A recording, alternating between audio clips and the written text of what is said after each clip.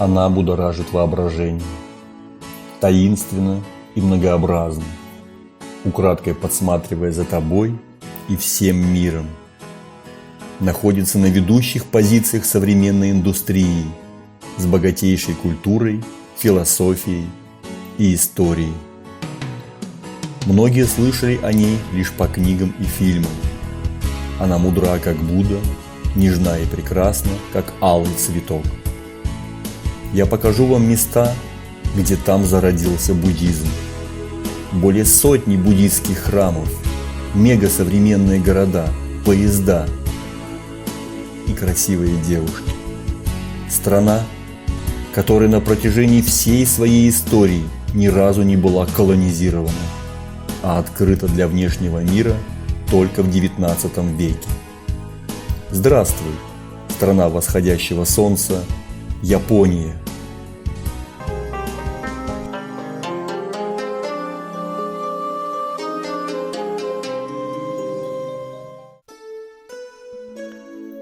Япония. Посещение Японии – это как побывать в будущем. Я считаю, что можно не быть в других странах, но не побывать в Японии никак нельзя.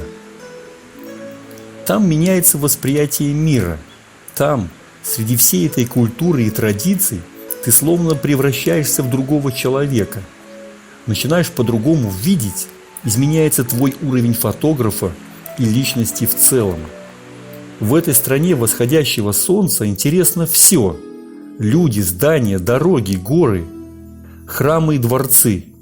И, конечно же, еда с ее особенностями. В Японии можно и хочется фотографировать постоянно и везде. Фотограф каждого жанра реализует свой творческий потенциал. Поэтому лучше запастись достаточным количеством карт памяти.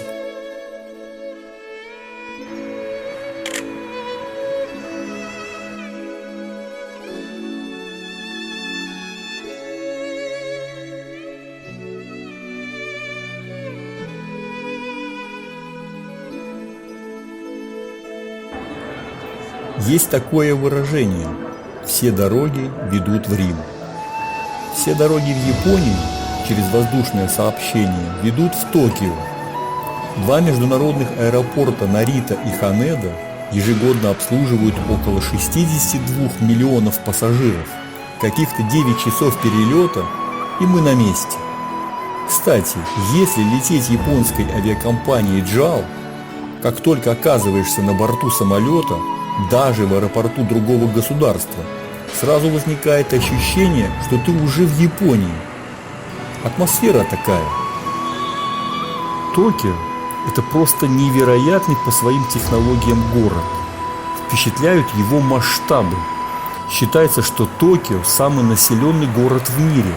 В нем проживает, задумайтесь, более 37 миллионов человек. А на улицах меньше автомобилей, чем в Минске с 2-миллионным населением. Это поражает. В Токио самая выдающаяся сеть метро в мире и самая большая. Весь подземный мир словно соткан из тысяч паутинок. Нужно точно знать, в какую структуру метро заходить, потому что станции не всегда взаимосвязаны между собой. В принципе, в метро в Токио можно и заблудиться с первого раза. Навигация по стране не всегда на английском языке. Да, там нужен гид. Токийское метро – это реально большущий мир. А такси в Японии очень дорогое. В Японии хорошо организован верхний транспорт. В основном это поезда, что исключает автомобильные пробки. Независимо от занимаемой должности и положения в обществе, японцы ездят на работу на общественном транспорте. У них вообще считается дурным тоном приезжать на работу на личном авто, разговаривать по телефону в транспорте, употреблять там пищу. В Токио очень дисциплинированные, жизнерадостные и вежливые люди. Например, на эскалаторе все четко выстраиваются с одной левой стороны. Ведь страна с левосторонним движением. Так вот, даже если нет желающих воспользоваться правой, свободной половиной, стоять будут только на левой. И это точно на 100%. Будут стоять один за одним. Для новых туристов это шок. Вы меняете валюту, а вам вежливо, с поклоном протягивают лоток для денег. На остановках общественного транспорта все вежливо выстраиваются в очередь. И тот, кто пришел пятым или вторым, не зайдет первым в транспорт. Полицейские удивительно приветливые. Например, проходя по поезду, полицейский кланяется в каждом вагоне, даже если там никого нет. Поклоны у них везде, и они намного чаще рукопожатий. Со временем замечаешь, как и сам начинаешь вести себя точно так же.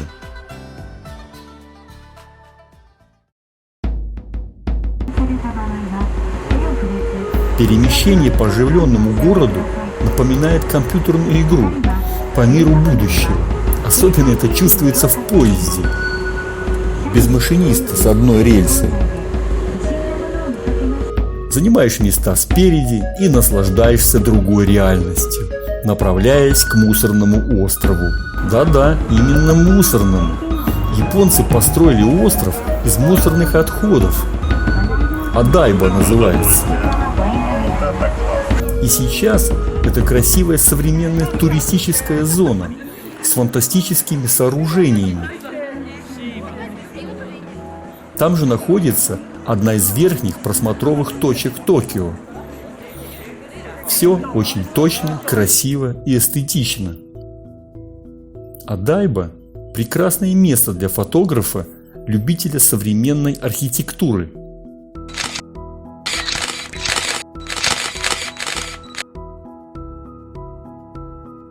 Каким визуальным образом? Одним. Вам видится Япония. Лично я произношу Япония, а подразумеваю иероглиф. Письменность – это самая яркая, отличительная особенность японской культуры от западной. Всего лишь один иероглиф может обозначать слово, а может и словосочетание из русского языка. Чаще иероглиф – это символ образа. В японской культуре мыслят образами. Оттого у них так прекрасно получается минимализм в живописи и фотографии. Картинка – это как знак, со множеством ощущений для зрителя. Мир визуальной Японии – это мир иероглифов. Ходишь по городу – видишь иероглифы. Заходишь в магазин – тоже иероглифы. И если по внешнему виду не определить продукт, то поход в магазин – это квест. Больше половины продуктов вообще непонятно, что это такое. Бывало купишь, а потом выбрасываешь. Творога у них нет, молоко, сыр и шоколад – это редкость, как правило, для туристов. Соя, морские водоросли, рыба и, конечно же, рис. Рис в Японии везде, но не в виде каши, как в нашей школьной столовой. Это и суши, лепешки, онигири. Онигири – это японские рисовые колобки-шарики. Они бывают с разными наполнителями и продаются в каждой перекусочной, как у нас выпечка. Мне, вегетарианцу, они очень понравились, так же, как и соя. В магазинах с фото-видеотехникой каждому бренду Canon, Nikon, Sony и другим отводятся огромные пространства. Можно прийти со своей картой памяти и поснимать на любую модель. Подсоединяешь любой объектив и наслаждаешься. Объективы прошлых серий можно купить совсем дешево.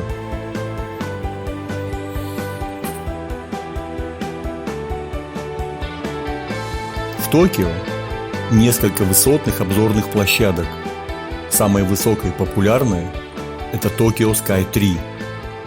Телевизионная башня в районе Сумида. Это самая высокая среди башен мира и второе по высоте сооружение в мире после Бурдж-Халифа в Дубае. Ее высота 634 метра. На первых этажах расположены магазины, а выше – две обзорные площадки. На самой высокой – спиральный проход со стекленным полом. Мир Токио на высоте 450 метров у вас под ногами. При создании башни была разработана специальная система, компенсирующая, по словам архитекторов, до 50% силы подземных толчков при землетрясениях. Действительно захватывающее зрелище – созерцать Токио с такой высоты, учитывая, что внизу небоскребы.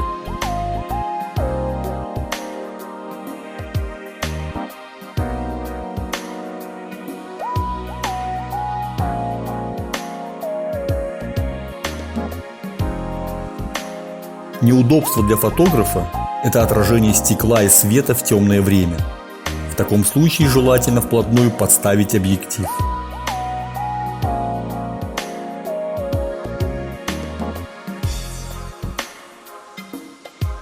С фотографической точки зрения лучше открытые площадки. Такие есть в Токио. К большому сожалению, на них не пускают со штативом.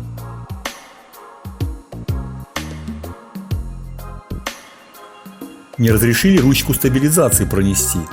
Я возражал, всякое придумывал, уговаривая девушек на осмотре. Не разрешили.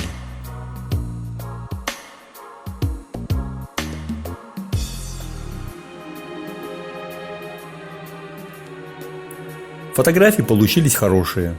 Даже объективы менял.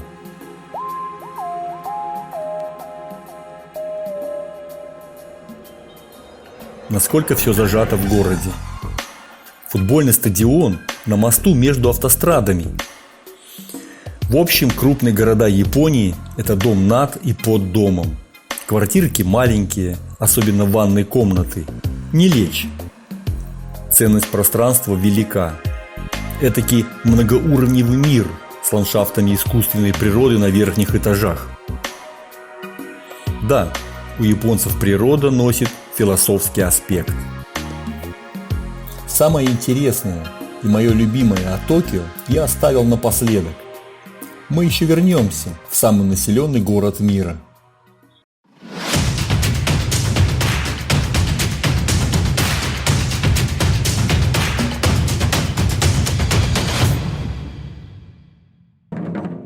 Мой первый визит в Японию – это работа по контракту в качестве танцора на Хоккайдо.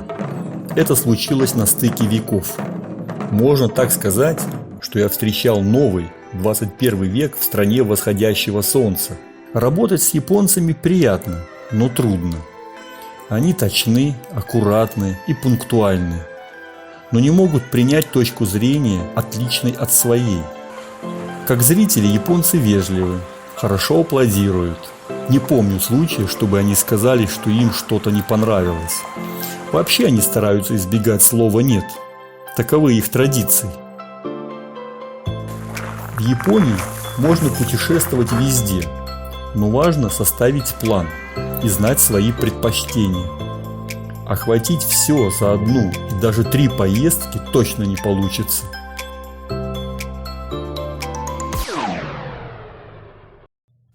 Я думаю, что именно опираясь на базовые традиции и такое многовековое накопление опыта разными поколениями позволило Японии так существенно развиваться, как в сфере искусства, так и в современной индустрии. Вы только представьте, в ранг искусства возвели даже чаепитие. В Японии, существующей самой по себе, вдали от остального мира, зарождались карате, айкидо, дзюдо и айдо – это искусство самурая, виды театрального искусства и живописи. В Японии видов искусств не пересчитать. То, к чему прикасался человек, стало искусством. Действительно, можно позавидовать такой созидательной энергии, отношении к людям и жизни в целом. И вдруг однажды дома и в клубах японцы решили запеть, и появилось караоке. До сих пор очень популярны комиксы и аниме, многие из которых стали сюжетами к хорошим художественным фильмам. В Японии искусство – это отношение женщины к мужчине и к самой себе. Гейши предлагают сильному полу не свое тело, а красоту своей души, мастерство которому они так тщательно и терпеливо учатся долгие годы. Чисто японское традиционное искусство сумо. Западные умы видят на ринге полураздетых громил, стремящихся вытолкнуть из круга соперника. Для тех, кто действительно разбирается в сумо, это стратегия силы. Мужчин во все времена привлекало оружие. Много разных видов оружия было и в Японии, но главное из них, которое доминировало на полях сражений в течение тысячи лет, это катана. Катана – это душа самурая. Меч изготовлен из твердой стали, способным при ударе мастера рассекать металлические предметы. Катана – это не просто самурайский меч, а часть японской культуры. Она говорит о многом, если не обо всем. Меч катана был одним из священных символов императорской власти в Японии. Некоторые ритуалы были напрямую связаны с самурайским мечом. Жизнь с катаной достойна уважения, а смерть от катаны – честь.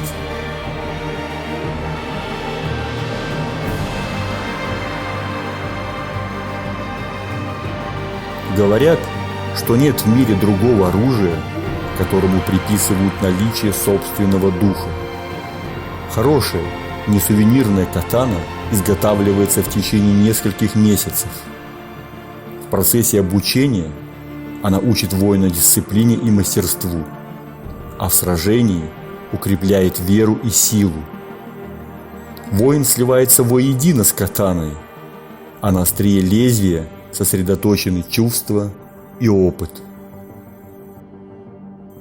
В Киото я посетил музей самурая. Там в картинках и образцах представлен весь последовательный процесс рождения меча. И вот так, пройдя сквозь века, катана была и есть искусством, культурой и традициями Японии. Вот именно поэтому в свое первое посещение я не смог разглядеть и прочувствовать этот мир. Неуловимое ускользнуло от меня. Я знал, что однажды вернусь снова. И я вернулся. Если бы вам сказали, что вы выиграли путешествие в Японию на 10 дней, что бы вы почувствовали?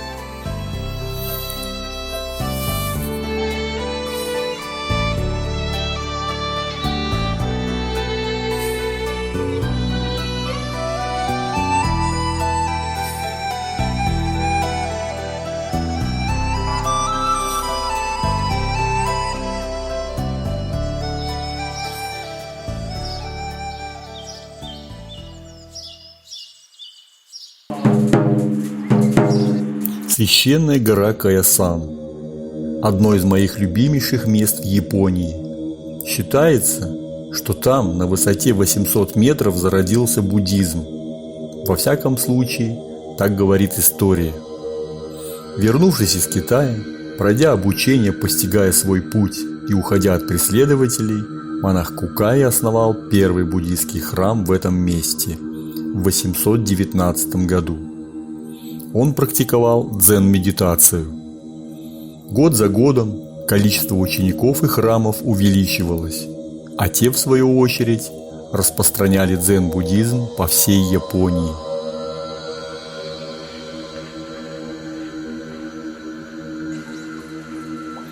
Учитель говорил: всегда ищите ответы на вопросы. Это и есть путь понимания практики и учения. Сегодня на Каясан сконцентрировано около сотни буддийских храмов и монастырей, расположенных в убранстве красных кленов и сакуры. Большинство храмов действующие. В некоторых проживают и учатся японские монахи, постигая путь и дзен-медитацию. Есть и такие храмы, где можно остаться на ночлег паломникам и туристам. Это удивительное по своей истории и красоте место, в котором чувствуется дух прошлого. Вокруг японские ухоженные сады, запахи благовоний и медитативные звуки.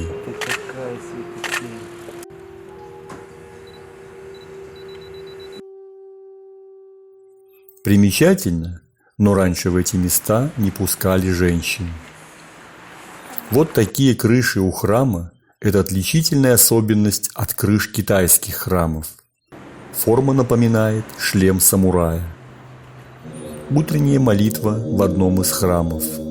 А вот так мы завтракали вместе с другими туристами и монахами. Все по буддийским традициям. На вид и вкус пища монахов непонятна. Понятен рис и некоторые фрукты. Такая еда не наполняет живот, а сил прибавляется. Кстати, еда в монастыре исключительно вегетарианская. А для тех, кто остался голоден, добавку риса можно брать в любом количестве. Ну или в ресторане на улице. Мясо и рыба в свободном доступе. Сон, конечно же, на полу на теплых татами. Раньше даже императоры так спали. Сейчас, наверное, предпочитают кровать.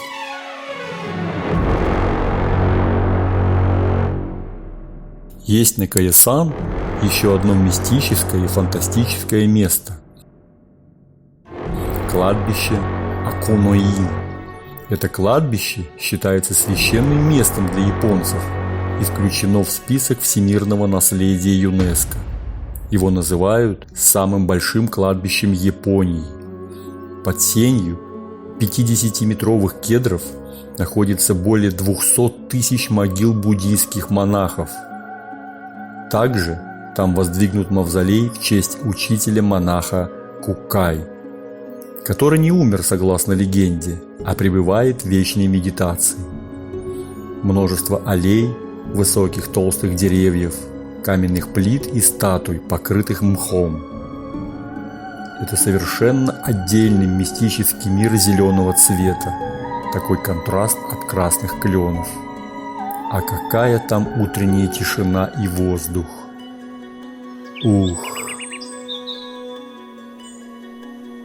Говорят, это потому, что возраст кедровых деревьев достигает более 3000 лет.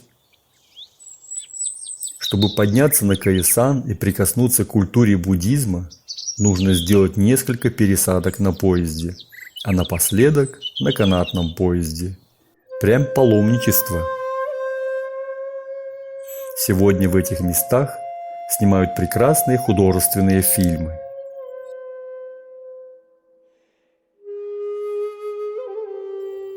Еще в юношеском возрасте мне было любопытно, что же движет людьми, ищущими уединения и тишины от городов. Поиск истины, познание Бога или себя.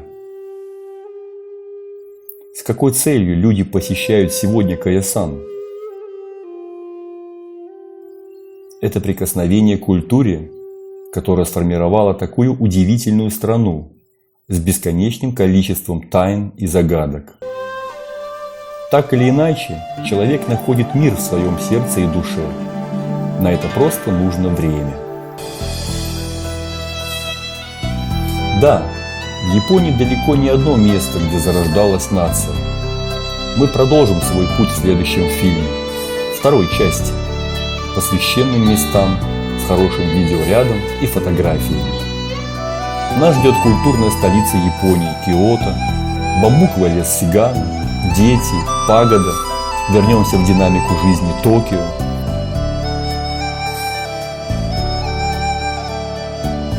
Встретимся с символом Японии горой Фудзияма и многим другим. Подписывайтесь, чтобы не пропустить. Пишите комментарии, оставляйте отзывы. Пожалуйста, делитесь своими историями и фактами.